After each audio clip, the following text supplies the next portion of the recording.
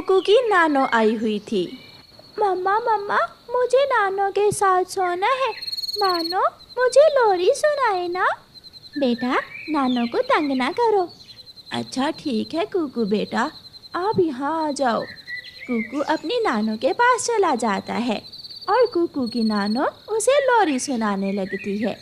सो जा लाल पलंग पर सो जा, चाँद से परियां आएंगी, अपने पंख फैलाएंगी। सो जा, कुकू दाना खाएगा और बड़ा हो जाएगा। थोड़ी ही देर में कुकू सो जाता है। कुकू, क्या तुम मुझसे मिलने आओगे?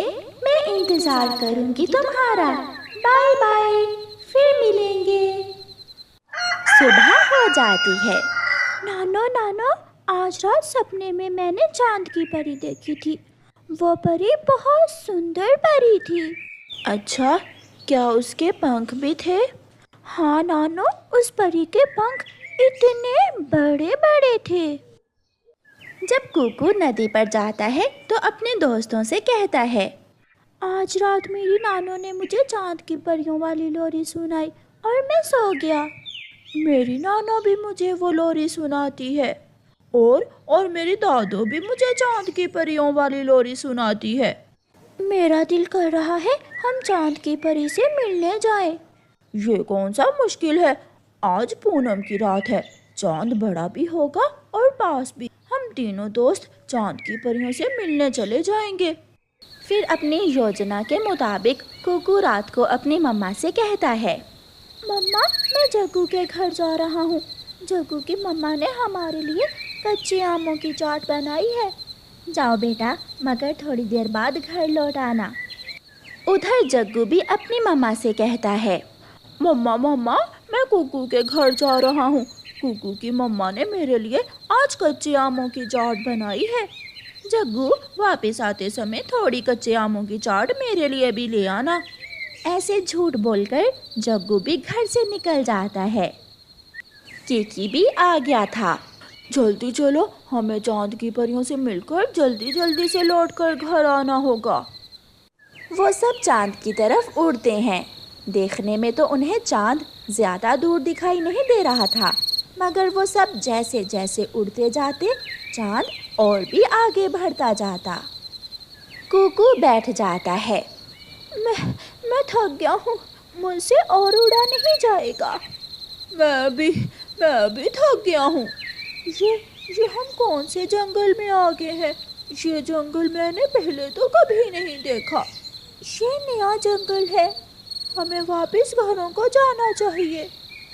वो उड़ते हैं, वो कभी इधर तो कभी उधर। वो रास्ता भूल जाते हैं। उन्हें अंधेरी रात में कोई भी दूसरा पक्षी नहीं मिलता। वो डर के मारे एक पेड़ पर बैठकर रोने लग जाते हैं। प्यारे दोस्तों, रानो चिड़िया की ऐसी कहानियाँ सुनने के लिए YouTube सर्च बार में रानो चिड़िया की कहानी लिखें या फिर ये बटन दबाकर बोलकर कहें रानो चिड़िया की कहानी। अभी तक कुकू लौटकर घर नहीं आया, मैं गौरी से पूछ कर आती हूँ। मम्मा चिड़िया जैसे ही दरवाजा खोलती है, गौरी कव्वी बाहर खड़ी थी। गौरी, तुम यहाँ? मैं तुम्हारी तरफ जा रही थी।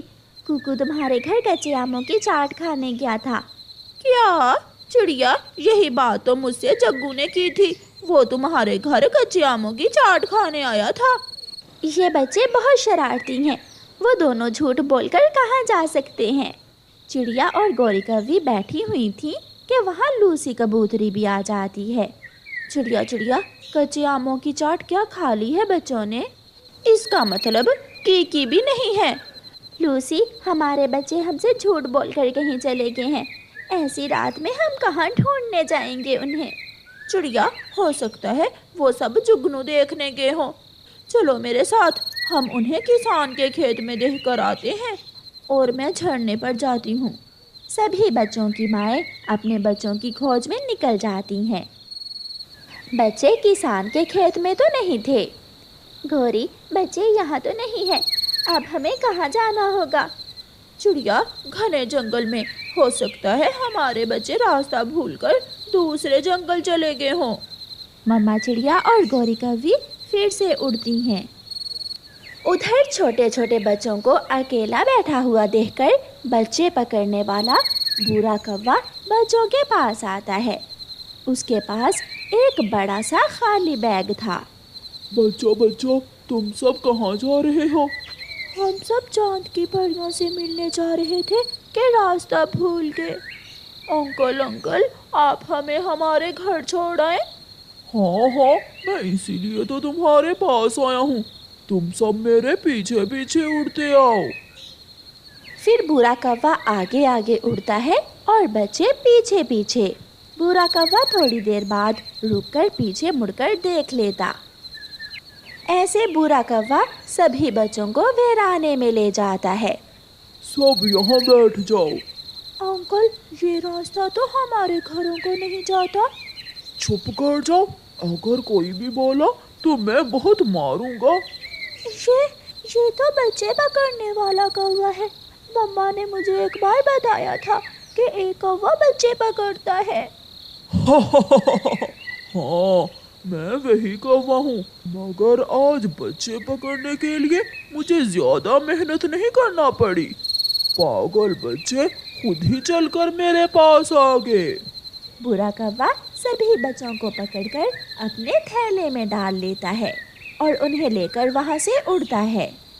वो बहुत तेजी से उड़ता हुआ जा रहा था। चिड़िया, पुराने जंगल में जाते हैं, हो सकता है हमारे बच्चे वहां चले गए हों। फिर चिड़िया और गौरी पुराने जंगल में जाती हैं। बूढ़ा कौवा जा रहा था कि आगे से लूसी कबूतरी आ जाती है। कौवे कौवे, रुको रुको, मेरी बात सुनो। हमारे 3 बच्चे नहीं मिल रहे, क्या तुमने उन्हें देखा है? नहीं, मुझे जाने दो, मेरे पास समय नहीं है। ये तुम्हारा थैला हिल क्यों रहा है? इसके अंदर क्या है? जो भी है मुझे जाने दो, मेरा समय जाया ना करो। पीछे से गौरी कौवी और चिड़िया भी आ जाती है। गौरी और चिड़िया, इस कौवे के थैले में कुछ है जो हिल रहा है। ओए कौवे, दिखाओ थैले में क्या है। बुरा कहते हैं मुझे, मैं बहुत मारूंगा तुम सबको। चलो मेरा रास्ता छोड़ो। गौरी, जाने दो, इस दुष्ट कौवे से लड़ाई का कोई फायदा नहीं है। रुको चिड़िया, अगर तुझे बुरा कौवा कहते हैं तो मुझे भी गौरी कौवी कहते हैं। देखते हैं तुम किस तरह यहाँ से जाते हो। गौरी कौवी आगे बढ़ती है और बूढ़े को मारने लगती है। मैं छोड़ूंगा नहीं तुम्हें। इससे पहले कि बूढ़ा कौवा कुछ करता, चिड़िया और लूसी भी आगे बढ़ती हैं और बूढ़े से वो थैला छीनकर खोल देती हैं। अंदर से तीनों बच्चे बाहर निकल आते हैं। तो वो तुम हो बच्चे पकड़ने वाला कौवा। बच्चे अपनी अपनी मम्मा के गले लग जाते हैं और गौरी कौवी बूढ़े कौवे को मार मार कर उसके पंख तोड़ देती है। ऐसे चिड़िया, गौरी और लूसी कबूतरी अपने अपने बच्चे सुरक्षित लेकर घर चली जाती हैं।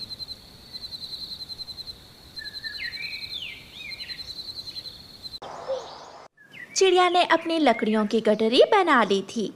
मम्मा, लकड़ियाँ जमा हो गई हैं, अब हम दाना ढूंढ लेती हैं। गुड़िया बेटी, मैंने नदी के पास कल कुछ दाने चावल के देखे थे। हम वहाँ से चावल ले आती हैं और फिर बाद में आकर अपनी लकड़ियाँ उठाकर घर चली जाएंगी। ये सोचकर दोनों माँ बेटी नदी की तरफ चली जाती हैं। उसी जंगल में रहने वाले कौवा और कौवी भी लकड़ियाँ ढूंढ रहे थे। गौरी कौवी की नज़र लकड़ियों की उस गठरी पर जाती है जो चिड़िया अभी अभी वहाँ रख कर गई थी। कालू जी, अब हमें काम और मेहनत की कोई ज़रूरत नहीं है। वो देखो सामने लकड़ियाँ पड़ी हैं, शायद कोई पक्षी ये लकड़ियाँ रख कर गया होगा। हम वो लकड़ियाँ उठाकर जल्दी जल्दी यहाँ से भाग जाते हैं। कौवा वो लकड़ियाँ उठाता है और दोनों पति पत्नी अपने घर की तरफ भाग जाते हैं। मम्मा, वो देखें, कौवा अंकल लकड़ियाँ लेकर जा रहा है। कहीं वो हमारी लकड़ियाँ ही तो नहीं उठा लाए। गुड़िया बेटी, जल्दी चलो, हम जाकर देखती हैं। वो दोनों माँ बेटी जल्दी से वापस आती हैं तो उनकी काटी हुई लकड़ियां वहां ना थीं। वही हुआ जिसका मुझे डर था। अब वो दुष्ट कौवे कहाँ हमारी लकड़ियाँ हमें वापस करेंगे। क्यों नहीं करेंगे मम्मा, हम उनके घर जाकर बात करते हैं। फिर मम्मा चिड़िया अपनी बेटी को लेकर कौवों के घर जाती है। कालू, ये लो, ये बड़ी लकड़ी घर की छत पर लगाकर कील लगा दो। कालू कौवा छत पर बैठकर छत मरम्मत कर रहा था और गौरी कौवी कालू को लकड़ियां पकड़ा रही थी। क्या बात है, बिना मेहनत के ही लकड़ियाँ मिल गई तुम्हें।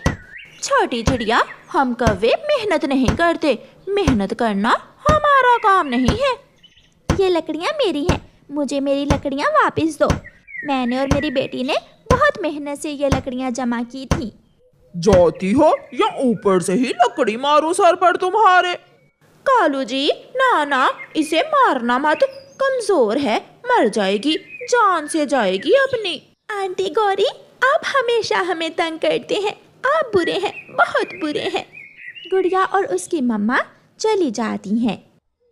सारी रात वो माँ बेटी डर डर कर गुजारती हैं, क्योंकि आसमान पर बादल की गरज चमक उनकी टूटी हुई घर की छत से दिखाई दे रही थी। मम्मा, हम कल सुबह सवेरे ही दोबारा जंगल जाएंगे और कल ही अपने घर को ठीक कर लेंगे। बेटी गुड़िया, मुझे डर है कि कहीं बारिश ना शुरू हो जाए। डरते डरते रात गुजर जाती है और अगली सुबह चिड़िया अपनी बेटी को लेकर लकड़ियाँ लेने जाती है। गुड़िया छोटी लकड़ियाँ जमा करती है और उसकी मम्मा रानो चिड़िया बड़ी लकड़ियाँ कुल्हाड़े से काटती है। वो माँ बेटी वापस आती हैं और अपने घर की मरम्मत का काम शुरू करती हैं। शाम के बाद बारिश शुरू हो जाती है, मगर तब तक माँ बेटी ने अपना काम मुकम्मल कर लिया था। अब उनके पास दाना भी था और फल भी। तेज बारिश में माँ बेटी अपने घर में सुरक्षित बैठी हुई थी। मम्मा, हमने मेहनत की और हमें सफलता मिली। बेटी, उन कौवों जैसे बुरे पक्षी हमेशा अपना ही नुकसान करते हैं। मम्मा चिड़िया और उसकी बेटी बैठी बातें कर रही थी कि उन्हें कोई आवाज़ सुनाई दे दी है। भूखा हूँ, मैं भूखा हूँ। मम्मा, आपके पीछे सांप है। जल्दी घर से बाहर चलो। गुड़िया बेटी, जल्दी करो। दोनों माँ बेटी खिड़की के रास्ते घर से बाहर निकल जाती हैं। भाग गई, मगर मैं भी इतनी आसानी से जाने वाला नहीं हूँ। यहाँ बैठकर इंतजार करूँगा। प्यारे दोस्तों, रानो चिड़िया की ऐसी कहानियाँ सुनने के लिए YouTube सर्च बार में रानो चिड़िया की कहानी लिखें या फिर ये बटन दबाकर बोलकर कहें रानो चिड़िया की कहानी। मम्मा चिड़िया और उसकी बेटी पेड़ की डाल पर बैठी हुई थी। बेटी, ये कैसी परीक्षा है, हम अपने ही घर में जाने से डर रही हैं। मम्मा, मुझे ठंड लग रही है, मेरे पंख भी भीग गए हैं। बेटी गुड़िया, क्यों ना हम पड़ोसी कौवों के घर जाएं, वहाँ आश्रय लें और उन्हें भी सांप के बारे में बताएं। मम्मा चिड़िया और उसकी बेटी पड़ोसी कौवों के घर जाती हैं और खिड़की में से गौरी कौवी को आवाज़ देती हैं। गौरी, गौरी, दरवाज़ा खोलो, हमारे घर में सांप आ गया है, हमें अपने घर में थोड़ी जगह दे दो। उस सांप ने हमारे घर पर कब्जा कर लिया है। ना, वो सांप तुम्हारे पीछे पीछे हमारे घर तक आ गया तो हम कहाँ जाएंगे। आंटी गौरी, इस घर की छत पर हमारी लकड़ियाँ ही लगी हुई हैं, प्लीज हमें आज की रात यहाँ रख ले। गौरी, इनसे कहो भाग जाओ, मेरी नींद खराब हो रही है। गुड़िया बेटी, ये कौवे नहीं मानने वाले, हम इस घने पेड़ की डाल पर बैठकर रात गुजार लेती हैं। मर जाऊंगा, अगर भोजन न मिला तो मैं मर जाऊंगा। भूखा सांप आहिस्ता आहिस्ता चिड़िया के घर से बाहर निकलता है और एक पेड़ से दूसरे पर होता हुआ कौवों के घर की तरफ जाता है। गुड़िया सांप को देख लेती है। मम्मा, वो देखे, सांप हमारे घर से बाहर आ गया है, हमें जल्दी से घर जाना होगा। सांप को वहाँ देखकर दोनों माँ बेटी जल्दी से अपने घर जाती हैं और घर में जाकर दरवाजे की अंदर से कुंडी लगा लेती हैं। गुड़िया बेटी खिड़की भी बंद कर दो ताकि दोबारा वो सांप हमारे घर में ना आ सके। गुड़िया खिड़की भी बंद कर देती है। गौरी और कालू कौवा सोए हुए थे। सांप आहिस्ता आहिस्ता उन कौवों के घर में चला जाता है। गौरी की आँख खुल जाती है। कालू भागो भागो कालू, सांप आ गया है, जल्दी करो। गौरी और कालू कौवा जल्दी से घर से बाहर चले जाते हैं। बहुत तेज है ये पक्षी, भूखा ही सोना पड़ेगा। अब मैं यहाँ ही सो जाता हूँ। वो सांप थक चुका था, वो कौवों के घर में ही सो जाता है। कालू जी ऐसी बारिश में हम मर जाएंगे। गौरी, यहाँ से थोड़ी दूर मेरे मामा जी का घर है, हम वहाँ चले जाते हैं। गौरी और कालू बारिश में उड़ते हुए जंगल की दूसरी ओर जाते हैं। कालू कहाँ है तुम्हारे मामा जी का घर? इसी पेड़ पर तो था। कालू भांजे, मैं यहाँ हूँ, मुझे इस दरवाजे से बाहर निकालो। गौरी, मामा जी का घर तो टूट गया है। गौरी और कालू जल्दी से अपने मामा जी के पास जाते हैं और मामा जी को दरवाजे से बाहर निकालते हैं। हम आए थे मामा जी के घर में आश्रय लेने, मगर मामा जी तो खुद बारिश में नहा रहे हैं। कालू भांजे, मुझे भी अपने साथ कहीं ले जाओ, वरना मैं ऐसी तेज बारिश में मर जाऊंगा। गौरी, चिड़िया का घर खाली होगा, वो सांप से डरकर घर से भाग गई है। हम चिड़िया के घर चले जाते हैं। फिर गौरी और कालू उड़ते हैं और उनका मामा जी भी उनके पीछे पीछे उड़ता है। मगर चिड़िया के घर का दरवाजा तो अंदर से बंद था। कालू जी, कोई है, घर में कोई है? कालू दरवाजे पर दस्तक देता है। कौन है घर में? कव्वे, काले कव्वे, मैं हूँ, ये घर मेरा है। इस घर में मेरे सिवा कौन हो सकता है? मेरी सुंदर चिड़िया बहन, उस दुष्ट सांप ने हमारे घर पर कब्जा कर लिया है, हमें बचा लो, हमें अपने घर में आश्रय दे दो। नहीं मम्मा, मैं इन कौवों को अपने घर आने की इजाज़त नहीं दूंगी। सुन लिया काले कौवो, मेरी बेटी नहीं मान रही, अब तुम्हें उसी सांप वाले घर में ही जाना होगा। कौवे रोने लग जाते हैं।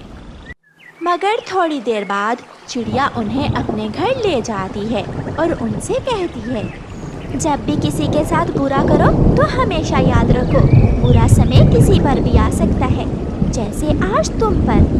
चिड़िया, हमें माफ कर दो। अगर तुम हमें अपने घर में आश्रय न देती तो मामा जी तो पक्का मर जाते। फिर चिड़िया उन कौवों को दाना देती है और वो सब रात चिड़िया के घर में गुजारते हैं।